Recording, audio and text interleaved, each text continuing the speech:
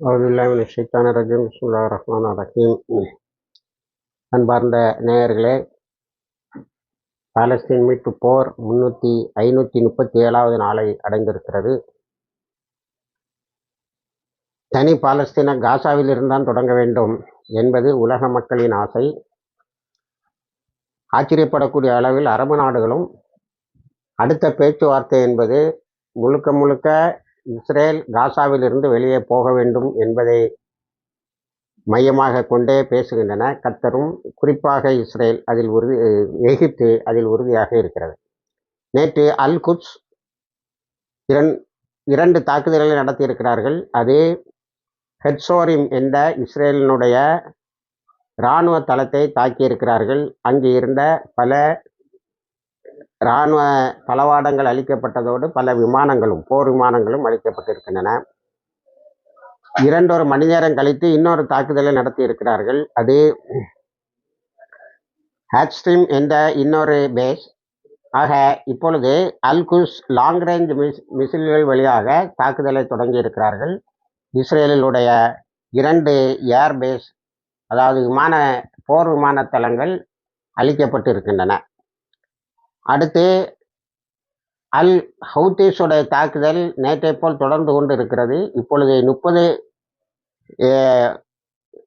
நகரங்களை தாக்கி கொண்டிருந்தவர்கள் 40 நகரங்களை தாக்கி கொண்டு இருக்கிறார்கள். இதில் வித்தியாசமான தாக்குதல் என்னவென்று சொன்னால், ஹூத்தீஸும் அல் குட்ஸும் ஹமாஸும் பீர்சிபா என்ற லெபனானுக்கு பக்கத்தில், அதாவது வடக்கு இஸ்ரேல், நார்தர்ன் இஸ்ரேலை தாக்கியிருக்கிறார்கள். ஏனென்றால் அந்த இடங்கள் மிகவும் காலியாகத்தான் இருக்கின்றன. மிக குறைவான மக்களே அங்கே குடியேற போனார்கள். அவர்களுக்கு நிறைய இன்சென்டிவ் கொடுத்த பிறகும், பல உதவிகளை வாக்களித்த பிறகும் அவர்கள் போகவில்லை. இப்போ இதில் அங்கே இருக்கக்கூடிய பட்டாளத்தை காசாவை நோக்கி திருப்ப முடியாமல் வைப்பதற்குத்தானா அல்லது அந்த இடங்களை கைப்பற்றவா என்பது தெரியவில்லை. தொடர்ந்து அல்குஸ், ஹமாஸ் அண்ட் ஹூத்திஸ் இஸ்ரேலுக்கு உள்ளால தாக்கினதோடு குறிப்பாக வடக்கு இஸ்ரேலையும் தாக்கி இருக்கிறார்கள். அதனுடைய தாற்பயம் என்னவென்று நமக்கு அடுத்தடுத்து தான் தெரியும். அடுத்து பாலஸ்தீனத்தில், காசாவில் பாலஸ்தீன மக்கள் ஒரு பெரிய போராட்டத்தை நடத்தியிருக்கிறார்கள். இஸ்ரேலினுடைய குண்டுகளுக்கு இடையே யுத்தத்தை நிறுத்துங்கள் என்பதை, அதை பொதுவான சில விஷம ஊடகங்கள் ஹமாஸுக்கு எதிரான போராட்டம் என்று சொல்லுகிறார்கள். இல்லை, அது இஸ்ரேலினுடைய தாக்குதலுக்கு எதிரான போராட்டம்.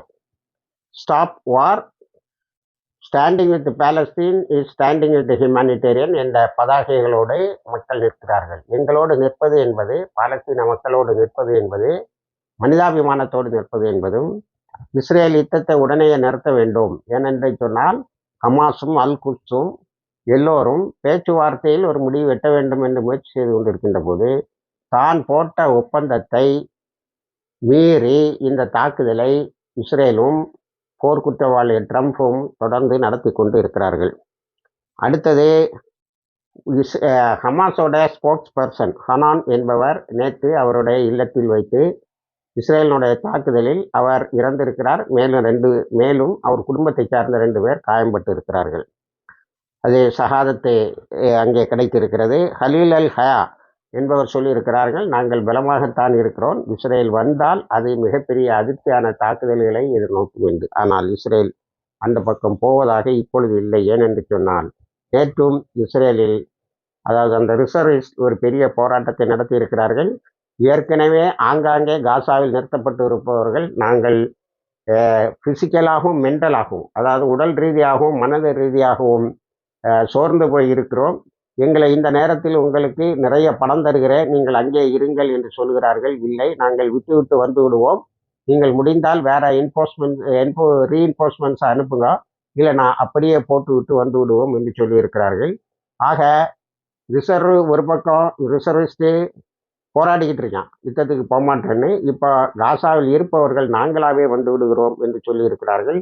அந்த அளவுக்கு அவர்கள் அங்கே சோர்ந்து போயிருக்கிறார்கள் என்று தான் சொல்ல வேண்டும். இப்பொழுது இஸ்ரேல் வாலண்டியர்ஸ் என்ற பெயரில் படைக்கு ஆள் சேர்க்கிறது சோசியல் மீடியா வழியாக. இந்த அளவுக்கு இஸ்ரேல் இப்பொழுது கேவலமாக போயிருக்கிறது. ஜெருசலத்தில் போராட்டம், உட்கட்சி போராட்டம், நேற்று இஸ்ரேலுடைய நாடாளுமன்றத்தில் அடிதடி. ஆனால் இஸ்ரேலுடைய பம்பார்ட்மெண்ட்டு தொடர்ந்து கொண்டே தான் இருக்கிறது. அடுத்தது ஹிந்து ரஜப் குரூப்போட குளோபல் 195 இனிஷியேட்டிவ்னு ஒன்று நம்ம சொன்னோம். அவர்கள் நேற்று ரொமானியாவில் ஓய்வு பெற போயிருந்த ஒரு இஸ்ரேலிய இராணுவத்தினை கைது செய்து நிறைய எவிடன்ஸை கோர்ட்டில் கொடுத்துருக்காங்க. அது ICJ, international court of justice அவரை அந்த இஸ்ரேலிய இராணுவத்தினை நீங்கள் ட்ரையலுக்கு உட்படுத்தி அவரை தண்டிக்கலாம் என சொல்லி இருக்கிறது. ஆக இன்னொரு இஸ்ரேலிய இராணுவத்தின் உலகின் இன்னொரு பகுதியில் தண்டிக்கப்படுகிறான். இது இஸ்ரேலிய இராணுவத்தில் இருக்கின்ற பலரையும் பீதிக்குள்ளாக்கி இருக்கிறது. காசால கால் வச்சா சிறைவாசம் நிச்சயம் என்று. அடுத்தது ஹூத்திஸோடைய தாக்குதல். நேற்றும் பல மணி நேரம் கடலில் அமெரிக்காவினுடைய கப்பல்களுக்கு எதிராக பயங்கர சண்டை போட்டு இருக்கிறார்கள்.